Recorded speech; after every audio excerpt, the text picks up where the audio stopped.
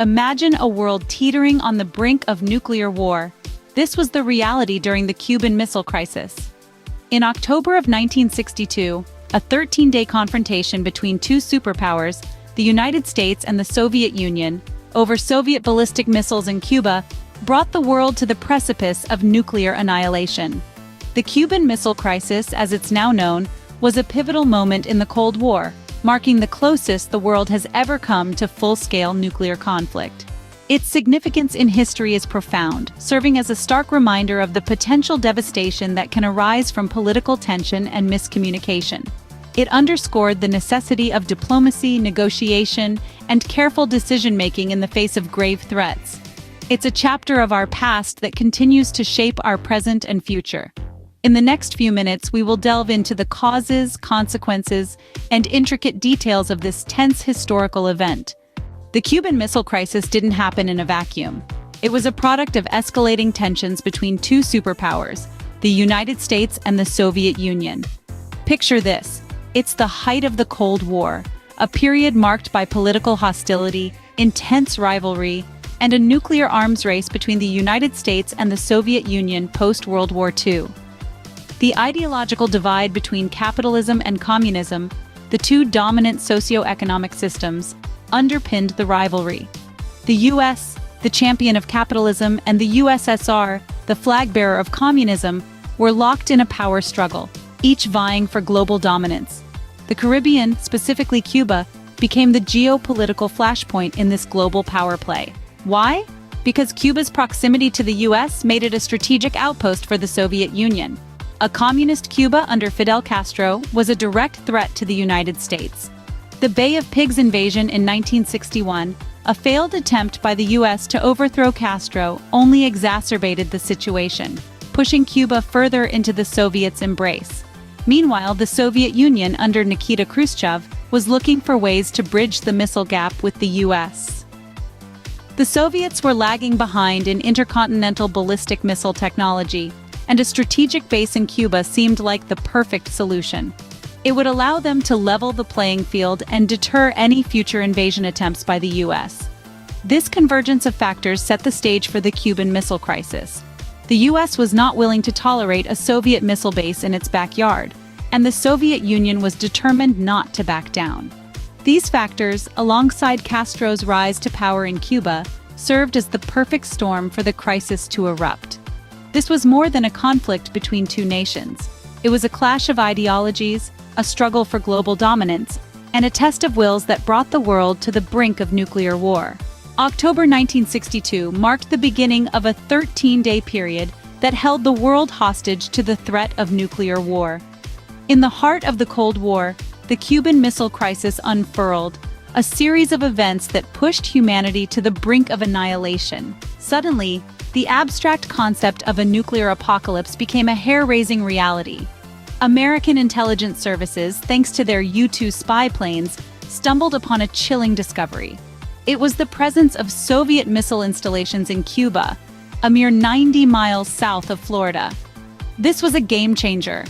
The missiles in Cuba were capable of reaching major cities across the United States within mere minutes, leaving little to no time for evacuation or counterattacks. The stakes of the Cold War had never been higher. President John F. Kennedy, faced with this doomsday revelation, called together his team of advisors, known as XCOM. After fervent discussions, they decided on a naval blockade around Cuba, a move designed to prevent any further delivery of Soviet weapons. This was no ordinary blockade, however. It was referred to as a quarantine, a term carefully chosen to avoid the implication of an act of war. As the American Navy formed a steel ring around the island nation, the world held its breath. Soviet ships loaded with more nuclear weapons were already en route to Cuba. Would they dare to challenge the blockade, potentially igniting the fuse of World War III? Back in Washington, the clock was ticking. Kennedy was under immense pressure. Some of his advisors were pushing for an airstrike, others for a full-scale invasion of Cuba. All the while, the Soviet ships were drawing closer. In the Kremlin, Soviet Premier Nikita Khrushchev faced his own dilemmas. He had gambled by placing missiles in Cuba, hoping to level the nuclear playing field. Now, with the American blockade in place, He had to decide whether to escalate the situation further or find a way to defuse it. The world watched, hearts in their throats, as the two superpowers faced off in the Caribbean. The global community was not just a passive observer during the Cuban Missile Crisis. The world watched in fear and apprehension, each nation bracing for the consequences of a potential nuclear war. This was not just an alarming reality for the United States and the Soviet Union, but a chilling possibility for every corner of the globe. The international response was a testament to the shared human instinct for survival. Countries, even those not directly involved, scrambled to mediate and de-escalate the tension. International organizations like the United Nations stepped up and played a pivotal role in fostering dialogue between the two superpowers. Citizens worldwide were gripped with fear and uncertainty, a clear indication of the crisis's far-reaching implications. The Cuban Missile Crisis was a stark reminder of our interconnectedness and the thin line between peace and global catastrophe. The crisis was not only a test for the superpowers, but also a test for international diplomacy. The resolution of the Cuban Missile Crisis is a testament to the power of diplomacy, even in the face of potential catastrophe.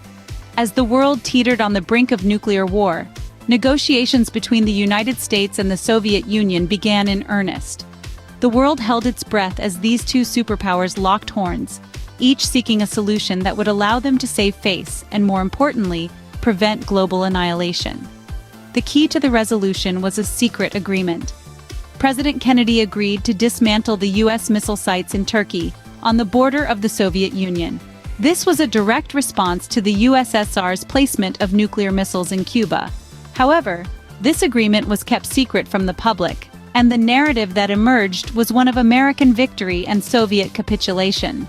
The missiles were removed from Cuba, and the immediate crisis was averted. But the aftermath of the Cuban Missile Crisis had long-lasting effects on international relations. The near miss with nuclear war led to a cooling down of Cold War tensions. A direct communication link between Washington and Moscow, known as the Hotline, was established to prevent such a crisis from happening again. The Cuban Missile Crisis also had profound effects on the two superpowers themselves. The United States, having publicly stood its ground, appeared strong and resolute. The Soviet Union, though perceived to have backed down, had in fact gained a crucial concession with the removal of the American missiles from Turkey. The crisis marked a turning point in the Cold War. It was a wake-up call to the world, illustrating just how close humanity could come to its own destruction. The subsequent years saw a shift towards détente and a move away from the brinkmanship that had characterized the early years of the Cold War. The Cuban Missile Crisis left an indelible mark on world history, serving as a stark reminder of the potential devastation of nuclear warfare. It underscored the importance of diplomacy, communication, and mutual respect in international relations, lessons we would do well to remember even today. The Cuban Missile Crisis is more than just a chapter in a history book. It's a lesson in the power of diplomacy and the dangers of nuclear brinkmanship. This pivotal moment in 20th century history serves as a stark reminder of how close the world came to nuclear war. It's a testament to the volatile nature of global politics and the high stakes of nuclear armament. The crisis wasn't merely a standoff between two superpowers, but a global event that sent ripples throughout the world. It was a moment that truly tested the mettle of world leaders, showing us that even in the face of imminent disaster, negotiation and diplomacy can prevail over aggression and war. The Cuban Missile Crisis also sheds light on the delicate balance of power in international relations. The crisis was not just about missiles in Cuba. It was a culmination of geopolitical tensions, ideological differences, and strategic miscalculations. The crisis was a manifestation of the Cold War at its peak, a time when the world was divided into two opposing camps, each armed with enough nuclear firepower to obliterate the other. Today, the lessons from the Cuban Missile Crisis are more relevant than ever. As countries continue to grapple with geopolitical tensions, ideological differences, and the proliferation of nuclear weapons, the crisis serves as a sobering reminder of the potential consequences. It underscores the need for effective diplomatic negotiation, the importance of maintaining open channels of communication, and the value of international cooperation. In a world increasingly characterized by complex challenges and escalating tensions, understanding the Cuban Missile Crisis offers valuable insights. It's a stark reminder of the potential for human error, the consequences of miscommunication, and the catastrophic outcomes that can result from a failure of diplomacy. In the end, the Cuban Missile Crisis was a turning point. It showed us the real and present danger of nuclear war, but it also demonstrated the power of diplomacy. It was a lesson in crisis management, in the importance of careful negotiation, and in the need for global cooperation. As we reflect on the Cuban Missile Crisis, we are reminded of the fragility of peace and the importance of diplomatic negotiation in the face of conflict. Let's ensure the lessons of this crisis are not lost to history, but continue to inform our actions in the present and the future.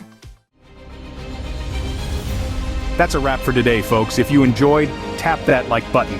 Don't miss out on the fun. Subscribe to stay tuned. The excitement is just beginning.